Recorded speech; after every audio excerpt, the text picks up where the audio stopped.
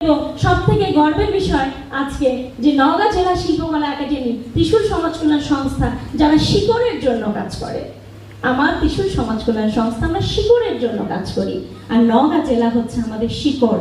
তো শিকড়কে আঁকড়ে ধরেই আমরা বিভিন্ন দেশ বিদেশ, জাতীয় এবং আন্তর্জাতিক পর্যায়ে আমাদের ত্রিশূল সমাজ কল্যাণ সংস্থা যেন নওগাঁরই গৌরব উজ্জ্বল করতে, নওগাঁরই গৌরব নিয়ে যেন ছিনিয়ে নিয়ে আসতে পারে। আপনারা আমাদেরকে সেই দোয়া করবেন, সেই আশীর্বাদ।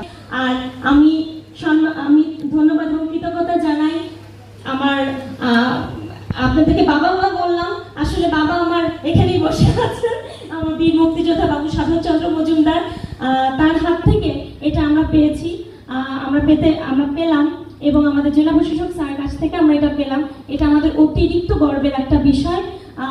আমরা চাই যে আপনারা আমাদের সাথে থাকুন আর ত্রিশূল সমাজ কল্যাণ সংস্থার সাথে থাকুন, কারণ